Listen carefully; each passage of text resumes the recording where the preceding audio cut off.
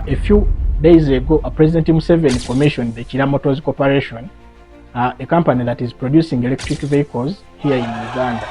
But the problem is we have less professionals in the e-mobility sector.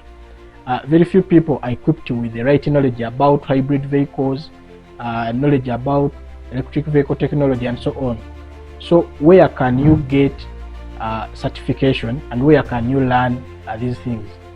So in Uganda, we have Voltage E-Mobility Institute. You can go to their website. It's called voltageinstitute.com and check out these people. So these guys are teaching technologies to do with electric cars, hybrid cars and so on, using European-based syllabus. So the way they are teaching in European universities is the way these people are teaching these technologies. And I managed to interface with some of the tools they are using.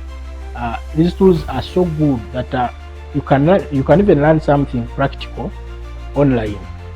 They are using simulation-based softwares for students to learn and so on. So if you were a technical institution, if you were a student, if you are a professional in this sector, but you want to get knowledge about electric cars, you want to get knowledge about hybrid cars, you want to get some certification, these are the right people. So reach out to them and find out how you can get certified as a professional in the e-mobility sector.